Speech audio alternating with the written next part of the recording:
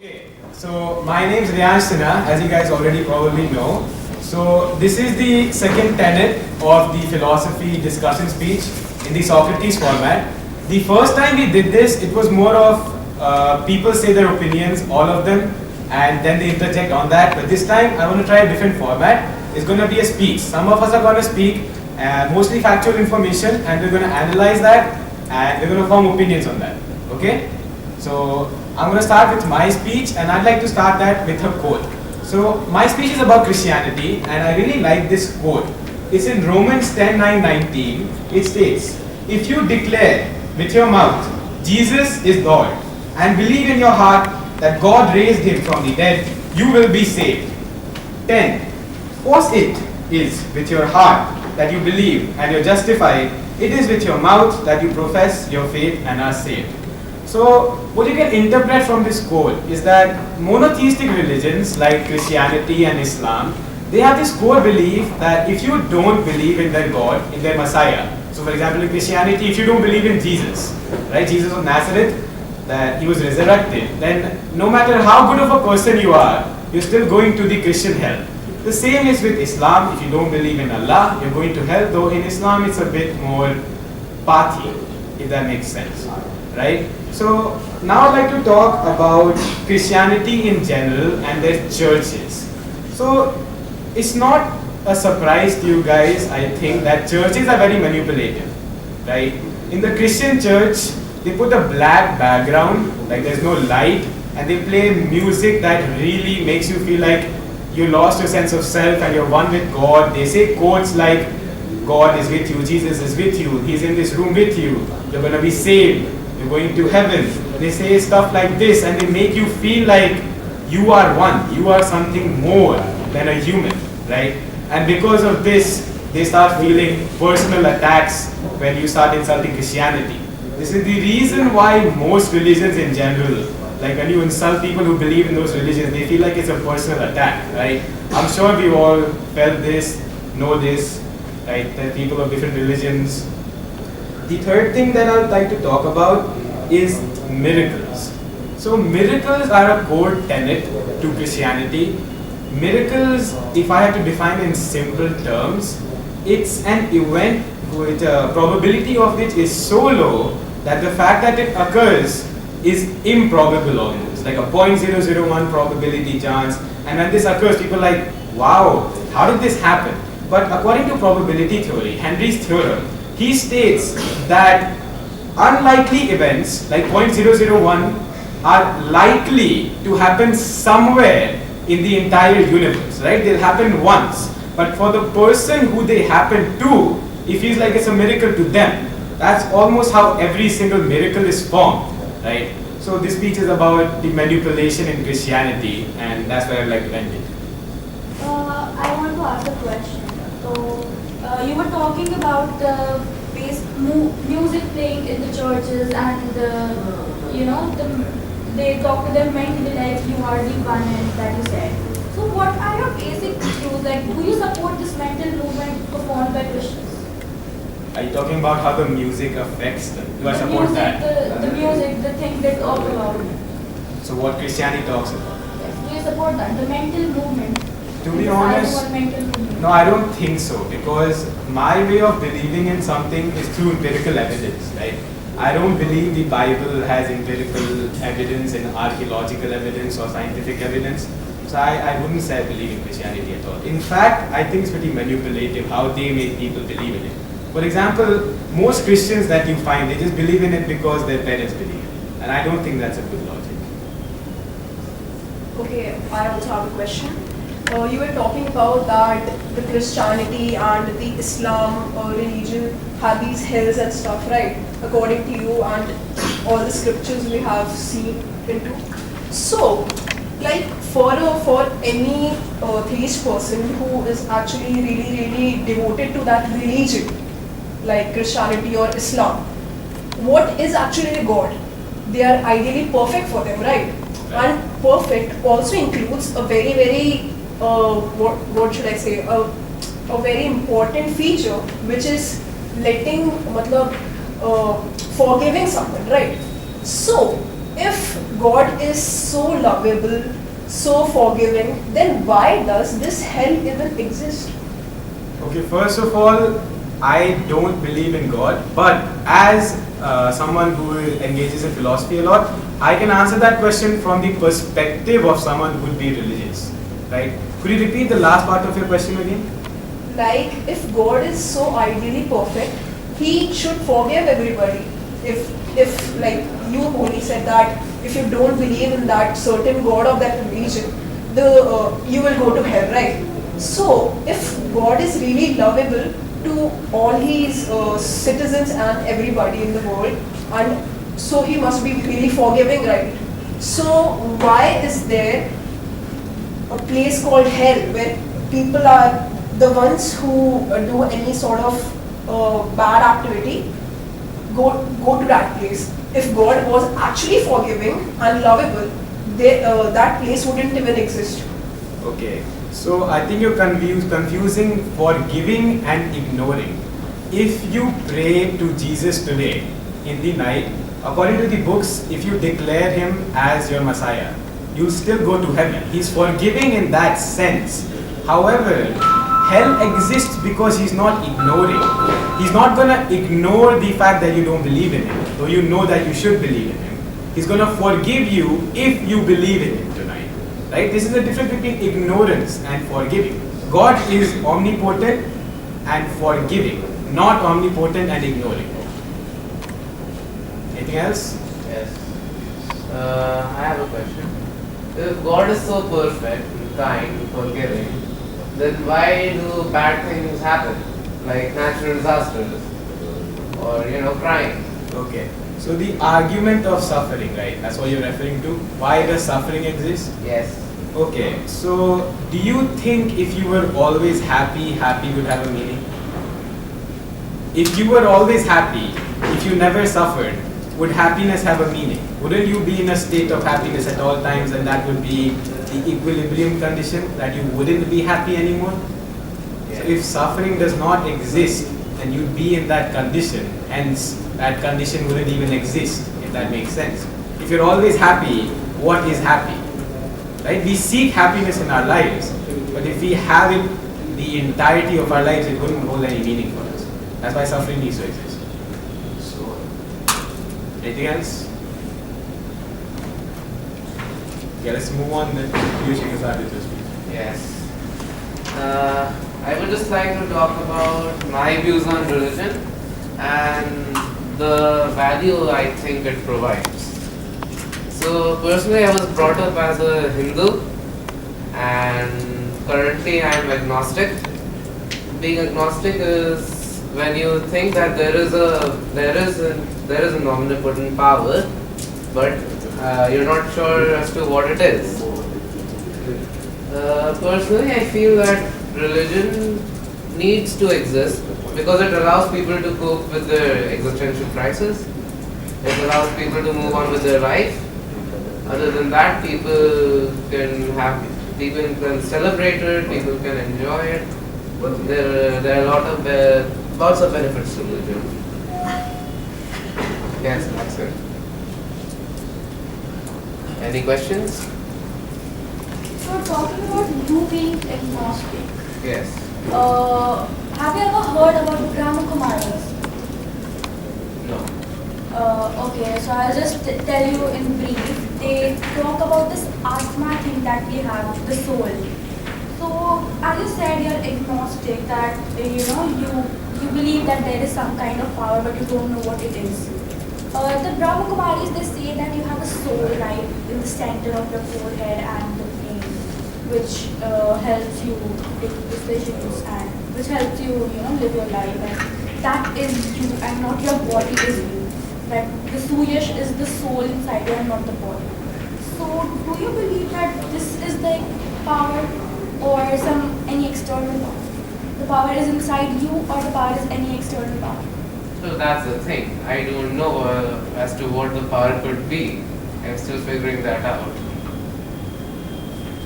Okay, to the conventional means of what agnosticism means, it means like you don't know whether you're a theist or atheist. but your interpretation is also fine. Could you expand on what your agnosticism is?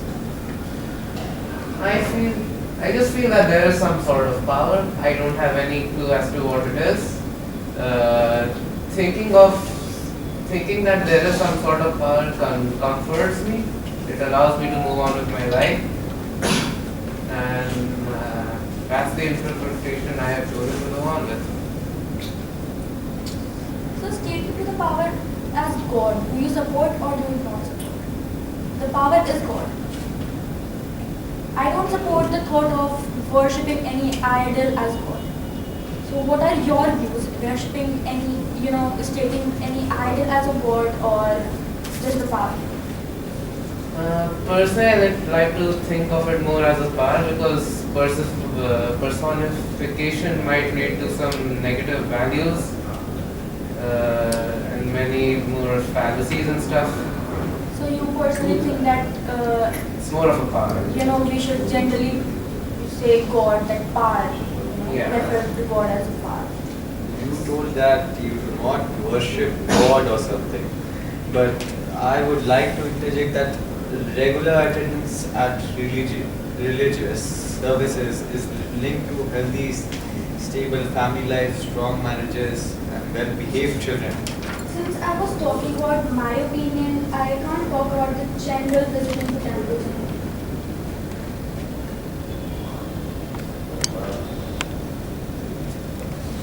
Should we move on then?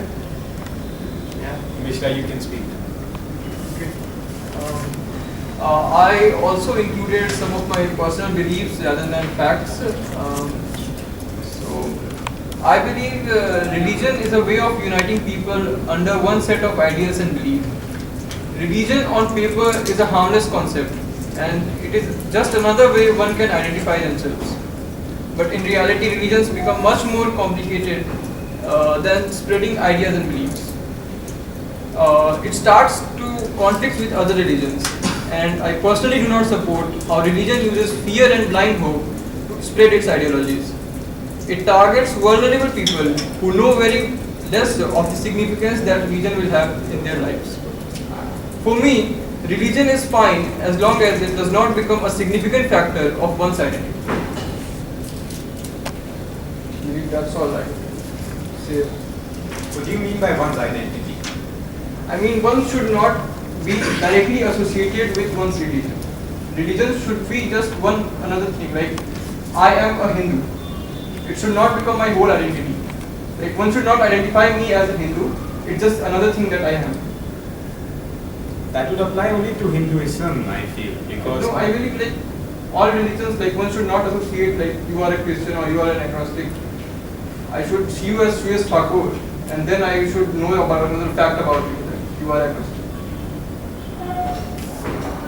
I think being religious is totally a right and everyone should have it. It's nothing to be, I think what you mean to say here is someone should not be kind of excluded or isolated because Yes. of that reason, right? any other questions? Wouldn't just having religion as sort of a thing that you're associated with imply that it's part of your identity? No, it's like there are a lot of things about me, and it should be just another thing that is a fact about me. Yeah, but wouldn't you be able to identify one with their religion? It should be one way of identifying. It should not be the direct approach that one goes to. Like, it should not be the first approach that one tries to identify me, like he's a Hindu, and then they start the conversation. I feel like it's almost a personal attack if like a person from Islam tells someone who's Christian that he's Islamic, right? Because the person who's Islamic, he believes in Allah, right? And he says that the Christian person is going to his hell. That's a pretty big insult, right? Torment for eternal life. Yes. So wouldn't you agree that it's sort of a personal attack? Like people are attached to the religions in a way that the rest of infinity depends on what they believe. Can you repeat the question? Okay, so you know how Christians, they believe in heaven and hell? Yes. And people in Islam, they also have a similar heaven and hell. Yes. And the people in Islam, right? For the people in Islam, the people who are Christian, no matter what the Christians do, they're going to their hell. Yes. The same for the Christians, right? The people from Islam are going to their hell. So how come is it not a personal attack if you're telling the other person you're going to suffer in torment, in fire for the infinity next years that approach? I do not support that. I just said one should not start a conversation with like you do not support my religion, and it should not be a part of conversation starters. Yeah, I agree with that. Any other questions? You said people discriminate each other on the basis of their religion. What about the caste?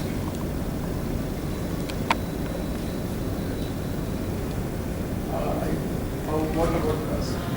They discriminate each other on the basis of caste as well. Those are inter-religious issues and they exist everywhere, and those kind of issues have to be done. I feel like there are a lot of things people can be discriminated on, right? Like we can discriminate on the basis of hair, like rich, poor. We can discriminate on the basis of which There is school you go to. racism, sexism, and all Yeah. kind of stuff. Like It's stereotypes, just attitudes, casteism is and just stuff. another thing.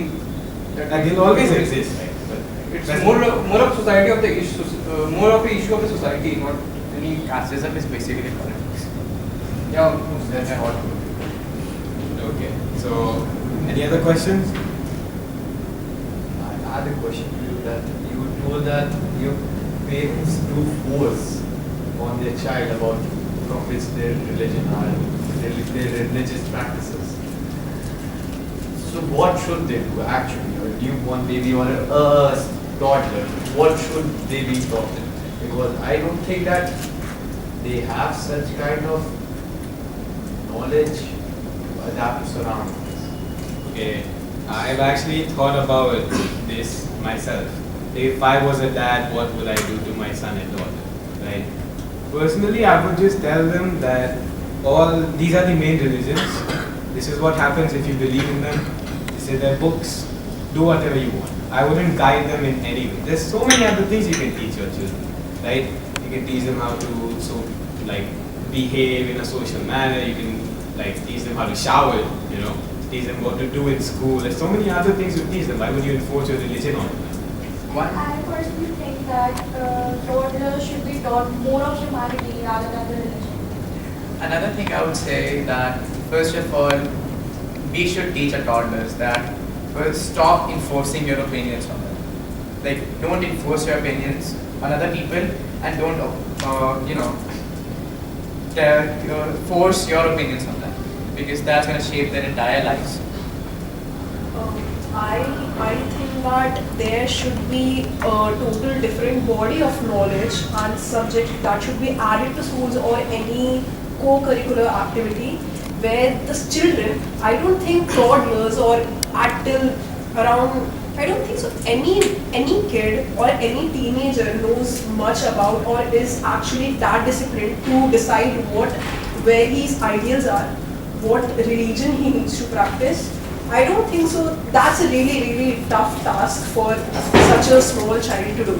So I think there should be, I'm not saying there should be a totally focus on that area, but a bit of one period in a week is also enough to give them a bit knowledge till they grow up and actually make their own decision. And as parents, we should just not impose our child into that environment. I'm not saying that parents should not follow their religion, they can, but as I have seen from my eyes, I have seen even if the child is not not interested in engaging in those rituals or something, they are still forced to go through that, and I just don't like that because I think the biggest fault is there only. I've seen many people, elders as well, who actually don't even know the basic ideas of their own religion they are practicing, and they are just going around and claiming to be, I'm Hindu, I'm this, I'm that. Okay, but where is their knowledge? What do you know what you're practicing actually? So I think with a little change and a little knowledge that the government or a school start to provide, I think the future will also develop better, because I think in India especially there is a lot, most of the political fights are all because of religions, and I think that would create so much of peace later on. And I agree with that. Us being in the philosophy club, I think a lot of us have at least an answer to why we believe the religion or things we do, right? But if you go to school, you ask a random person, what's your religion? They'll say a religion, but when you ask them why, I'm 100% sure 99% of them would say because my parents are so, right? So I agree with your point. I would just like to answer a short question. What do you exactly mean by having the basic knowledge of the religion? I mean, Like there are many scriptures, many, like the whole Gita book, that's a total rule book of Hindu religion, right? So actually kids don't even know about that. If you go and ask a kid of around, just go into our batch and ask any kid, I don't think so 70% would able to answer that. What do they understand by this religion? Basic features as in what that every religion has its own ideals, right? So it's not the same that what the Buddhism says is the same and what Hinduism says that's the same. Every religion has their own rules, their own guidelines, their own ideologies they focus on, their own targets and aims for the society, right? So I think what your focus as an individual is, you should go to that path rather than actually getting not manipulated, but just being enforced into such I don't know what to say, but like that religion basically, just because someone your family members are following that. so you mean to say that if we are following any specific religion, so we should have the in-depth knowledge what that religion is saying? I mean, obviously, if you are actually following the religion, you should be totally devoted to it. If you call yourself religious, you should know what. I mean, if you actually, if you're a Hindu, right, or any religious person, so I think whatever religion you are following, that wouldn't be valid if you are not actually knowing what that religion is trying to say, right? If you don't know what the Bible says and you're a Christian, you're not following that, but at the same time you're saying that you are Christian.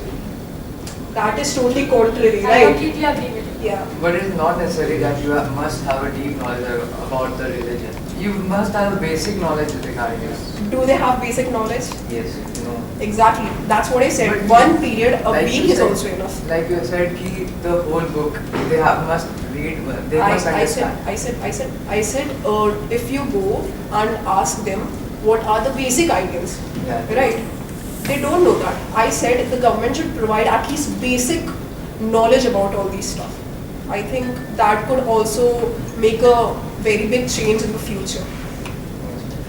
Yeah. I have a question. You propose that 1 week of one period once a week in school should be devoted for a child to learn their religion. But the thing is that religions are so diverse, especially in a country like India that is so diverse. How are you gonna teach every kid tailored to their own religion? Yeah. So as I said, from the beginning, it's not like only one period. Any person who is actually interested to go in depth about it, they can add more.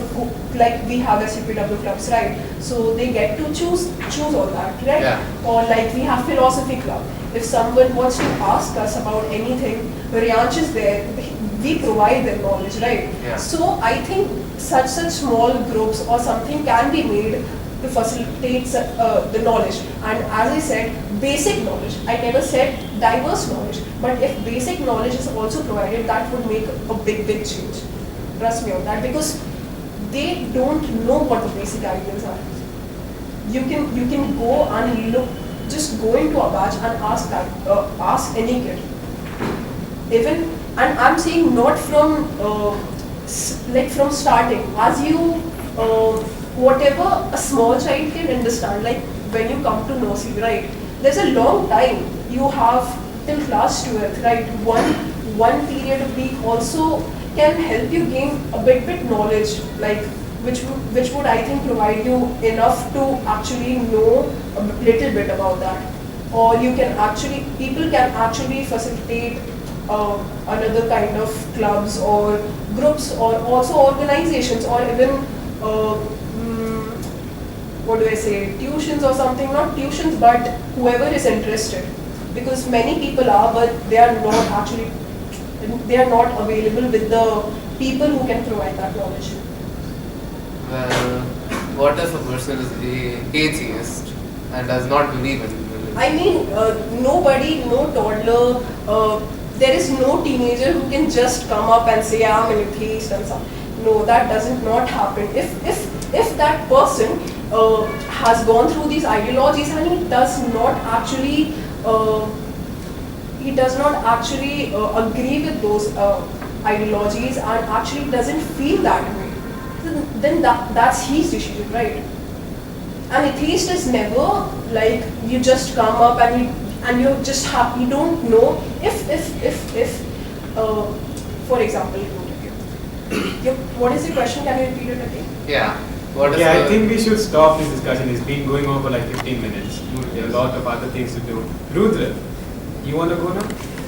Yeah, sure. So, my take on religions in specific was about how religions in the older times were very important because it gave people a sense of direction in their life about what not to do, because if you do that you'll end up in hell, like murder, robbery and these kind of stuff, and what things you should do, like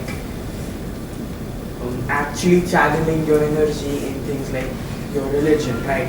But nowadays we see religion is not actually something you sit and actually follow. It's almost like something you inherited from your parents. Like many of these people here have already taken up the point. Most kids do not even understand what religion they are in up until much later, like 10th, like up until they're 10 or 12 years of age. It's like it has been made something which you basically just straight up inherit from your parents. In fact, nowadays when we take example of states such as Uttar Pradesh, despite people having high religious sentiments, the crime rate there is all-time high, and in fact a lot of the crimes are communally related because people clash about their religions.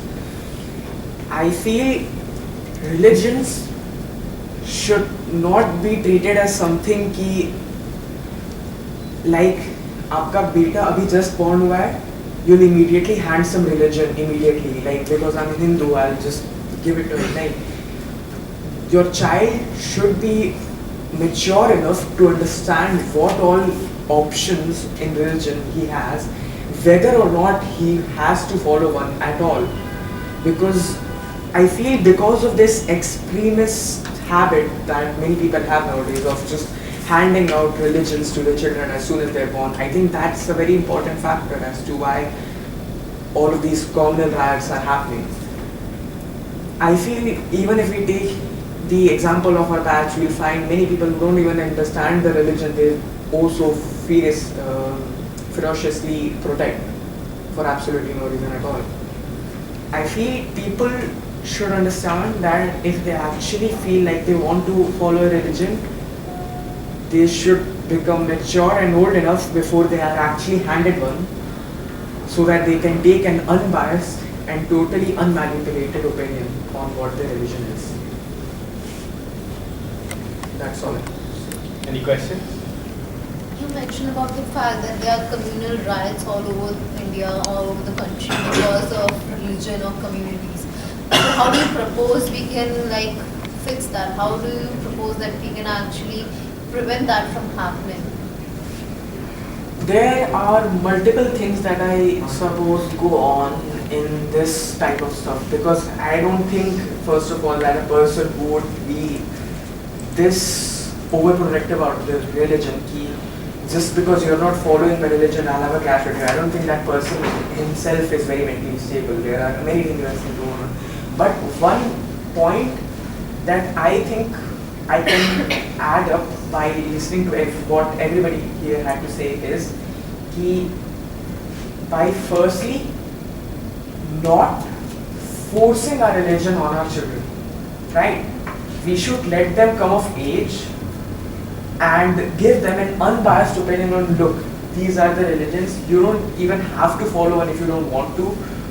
If you truly feel that this exists, then you may follow. And again, like what Vedika said, children should be given this basic understanding that just because someone does not believe in your religion doesn't mean you have the right to demean them in any way. I completely agree with you, but what about us? Like, we are teenagers.